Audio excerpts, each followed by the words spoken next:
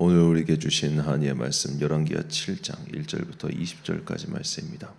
열왕기하 7장 1절부터 20절까지의 말씀 이제 봉독하겠습니다. 하나님의 말씀 경청하십시오. 엘리사가 말하였다. 주님의 말씀을 들으십시오. 주님께서 이렇게 말씀하셨습니다. 내일 이맘때쯤에 사마리아 성문 어귀에서 고운 밀가루 한 스아를 한 세겔에 사고 보리 두 수아를 한 세겔에 살 수 있을 것이다 하셨습니다. 그러자 왕을 부축하고 있던 시므 종관이 하나님의 사람에게 대답하였다.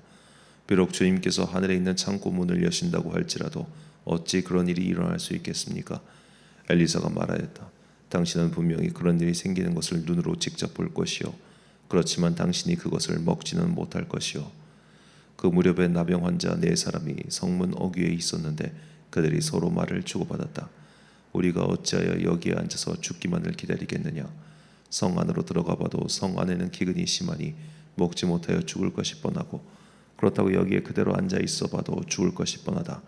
그러니 차라리 시리아 사람의 진으로 들어가서 항복하자. 그래서 그들이 우리를 살려주면 사는 것이고 우리를 죽이면 죽는 것이다. 그래야 그들은 황혼 무렵에 일어나서 시리아 진으로 들어갔는데 시리아 진의 끝까지 가보았지만 어찌된 일인지 그곳에는 한 사람도 보이지 않았다. 주님께서 사마리아 진의 군인들에게 병거 소리와 군마 소리와 큰 군대가 쳐들어오는 소리를 듣게 하셨기 때문에 시리아 군인들은 이스라엘 왕이 그들과 싸우려고 해쪽 속의 왕들과 이집트의 왕들을 고용하여 자기들에게 쳐들어온다고 생각하고는 황혼역에 일어나서 장막과 군마와 나귀들을 모두 진에 그대로 남겨놓은 채 목숨을 건지려고 도망하였던 것이다. 이들 나병 환자들이 적진의 끝까지 갔다가 한 장막 안으로 들어가서 먹고 마신 뒤에 은과 금과 옷을 가지고 나와서 숨겨두고는 또 다른 장막으로 들어가서 거기에서도 물건을 가지고 나와 그것도 역시 숨겨두었다. 그런 다음에 그들은 서로 말하였다. 우리들이 이렇게 하는 것은 올바른 일이 아니다. 오늘은 좋은 소식을 전한 날이다.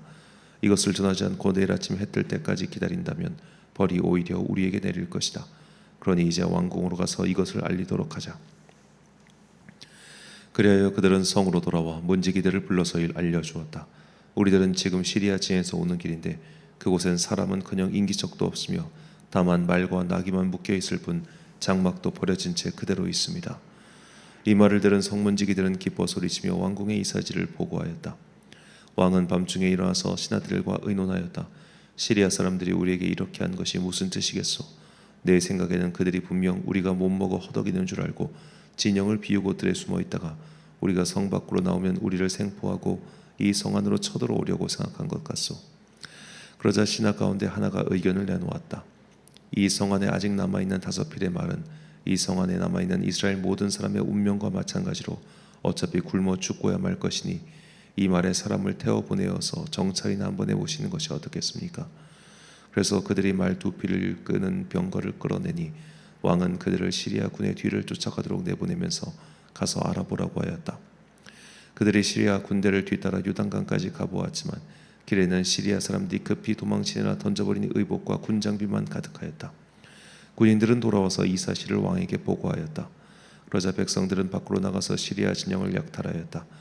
그래야 주님의 말씀대로 고운 밀가루 한 스아를 한 세겔에 보리 두 수아를 한 세겔에 거래할 수 있게 되었다. 그래서 왕은 자신을 부축한 그 시므 종관을 성문 관리로 임명하였다. 그러나 백성이 성문에서 그를 밟아 죽였는데 왕이 그의 부축을 받으며 하나님의 사람을 죽이려고 왔을 때에 하나님의 사람이 예언한 그대로 그가 죽은 것이다. 그때 하나님의 사람이 왕에게 말하였다. 내가 내일 이맘때쯤이면 사마리아 성 어귀에서는 보리 두 수아를 한 세겔에 고운 밀가루 한 수아를 한 세겔에 거래할 것이라고 말하였을 때에 그 시므 종관은 하나님의 사람에게 비록 주님께서 하늘에 있는 창고문을 여신다고 할지라도 어찌 이런 일이 일어날 수 있겠느냐 하고 큰 소리를 쳤습니다. 그래서 내가 말하기를 당신은 분명히 그런 일이 생기는 것을 눈으로 직접 볼 것이요, 그렇지만 당신이 그것을 먹지는 못할 것이요 하고 말하였습니다.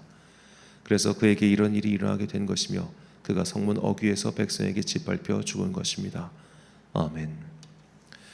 그럼에도 나는 도리를 지키리라는 제목으로 하나님의 말씀 선포하겠습니다. 자, 오늘 본문은 한센 12황장 4명에게 일어난 이야기를 우리에게 전해주고 있습니다. 먼저 이 한센 12병 환자는 역시 다른 한센 12병 환자들과 마찬가지로 어디에도 속하지 못한 경계인이었죠. 본문 3절과 4절 상반절 말씀입니다. 성문 어귀에 남병 환자 4사람이 있더니 그 친구에게 서로 말하되 우리가 어찌하여 여기 앉아서 죽기를 기다리랴. 만일 우리가 성읍으로 가자고 말한다면 성읍에는 굶주리님이 있으니 우리가 거기서 죽을 것이요 만일 우리가 여기서 머무르면 역시 우리가 죽을 것이라. 자, 그들이 지금 있는 위치가 성문 어귀라고 나옵니다. 그러니까 이 한센시병이라고 하는 천형을 지녔기 때문에 그들은 성문 안으로 들어올 수 없던 성문 바깥에 사는 사람들이었죠. 지금까지 성문 바깥에 살아도 사람들이 왕래하면서 그들에게 그들이 구걸을 했을 테니 뭐 그런 것들을 주지 않았겠어요. 그런데 이제는 성문을 걸어 잠그고 이제 포위되어 있으니까 성문을 걸어 잠근 상태에서 그 지역이 내부 기근, 그러니까 뭐 전혀 물자가 유통이 안 되니 기근에 시달리고 있었으니까 한센시병 환자를 누가 돌볼 생각이나 했겠습니까? 내부에 그래도 물자를 쌓아두고서 천천히 말라 죽어가는 사람들과 어떠한 지원도 받을 수 없고 또 지금까지 어떠한 자립수단도 없었던 한센시병 환자들은 아마도 그들보다 훨씬 더 빠른 속도로 말라 죽어가고 있었을 겁니다. 그렇기 때문에 그들은 에이 이래 주거나 저래 주거나 이판사판이다 라는 마음으로 그냥 시리아 진영에 가서 뭐 얻어 먹으면 다행이고 이래 어차피 못 얻어 먹으면 죽는 건 마찬가지니까 그쪽 가서 뭐 먹을 거라도 있나 가보자 라는 마음으로 갔어요. 그런데 가보니까 이 시리아 군대는 다 모든 군량을 버리고 도주한 거예요. 하나님께서 그들을 내쫓으신 겁니다. 이 4명의 한센시병 환자들은 남겨진 이 군량을 실컷 먹고 버려진 재화들을 많이 챙길 수 있었습니다. 그야말로 신세역전, 팔자가 핀 거죠. 그런데 이 사람들은 이 잔치를 혼자 누리지 않고 성내에서 아직도 고통당하는 자들에게도 빨리 좋은 소식을 전해야겠다고 마음 먹습니다. 본문 9절 말씀. 나병 환자들이 이 친구에게 서로 말하되 우리가 이렇게 해서는 아니 되겠도다. 오늘은 아름다운 소식이 있는 날이거늘 우리가 침묵하고 있도다. 만일 밝은 아침까지 기다리면 벌이 우리에게 미칠지니 이제 떠나 왕궁에 가서 알리자 하고. 아멘. 자, 이들이 왜 시리아 군대에게 항복하려고 했습니까? 동포들이 자신을 돌봐주지 않았기 때문이죠. 동포들은 그들을 성문 적들이 포위한 상태에서 성문의 빗장을 걸어 잠그고 바깥에 내버려뒀습니다. 그냥 죽으란 얘기 아닙니까? 그러니까 지금까지 자신을 그래도 한센시병 환자긴 하지만 같은 이스라엘 민족인이 돌봐줬던 사람들이 그들을 제일 먼저 버렸어요.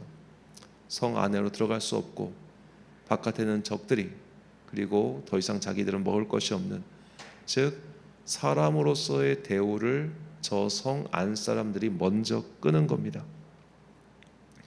만약 우리가 이런 일을 당했다면 어떻게 행동했을까요? 그동안 나를 외면하고 괴롭히고 굶어 죽게 내버려뒀으니 어떻게 해서든 너희들의 고통을 연장시켜야겠다라는 복수심에 그냥 그들에게 이런 소식 전해서 뭐래, 너희들은 하루라도 더 굶어야 돼, 그런 마음 품지 않았을까요? 하지만 이 한센시병 환자 4명은 그러지 않습니다. 그리고 기쁜 소식을 곧장 전하죠. 도리란 인간이 지켜야 할 바른 길입니다. 사람이라면 응당 지켜야 할 마땅한 행동이죠. 지금 성 안에 있는 자들은 굶주림 때문에 인간의 도리를 버렸습니다. 자기 자식까지 잡아먹을 정도로 그들은 극한 상황에 몰렸습니다. 자기 자식까지 잡아먹으며 도리를 버렸으니 한센시병 환자 같은 자들을 돌보는 것에 무슨 도리를 지켜야 했겠습니까? 하지만 오히려 버림받은 자들이, 외면당한 자들이, 인간의 도리로부터 내던짐 당한 자들이 인간의 도리를 끝까지 지켰습니다. 어째서 그들은 복수심에 사로잡히지 않고 원망하는 마음에 사로잡히지 않고 인간의 도리를 지킬 수 있었을까요? 바로 그들이 넘치는 은혜를 받았기 때문입니다. 본문 8절 말씀. 그 나병 환자들이 진영 끝에 이르자 한 장막에 들어가서 먹고 마시고 거기서 은과 금과 의복을 가지고 가서 감추고 다시 와서 다른 장막에 들어가 거기서도 가지고 가서 감추니라. 자, 그들은 지금 이 남은 것들을 단단히 챙겼습니다. 인생을 역전시킬 만한 물건들을 충분히 찾았습니다. 그러니까 그들의 마음이 넉넉해진 겁니다. 그래서 저기 저 사마리아에 있는 사람들이 도리를 지켰든 안 지켰든 그냥 이런 것들이 상관이 없어졌어요. 상상을 초월한 일이 벌어지자 과거의 원한조차도 사라지고 만 것입니다. 물론 이 환센시병 환자들은 그저 물질만 받았을 뿐이죠.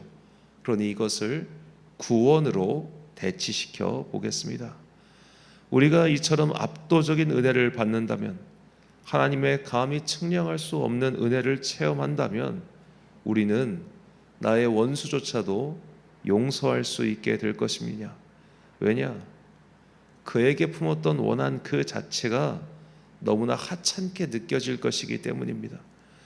경제적인 수치로 비유하자면 그가 나에게 10만 원의 손해를 입혔어도 나에게 갑자기 100억 원의 수입이 생기면 그 10만 원의 손해가 생각이나 나겠습니까? 그러니까 우리를 압도하는, 정말로 나의 존재 자체를 압도하는 그런 하나님의 큰 은혜를 체험하면 과거의 원한, 상처, 분노, 배신 이런 게 다 하찮게 느껴지는 거예요. 지금 내가 가지고 있는 것이 너무나 압도적으로 크기 때문에. 압도적인 은혜를 체험하면 과거의 잔여물과 같은 감정도 사건도 사라질 겁니다.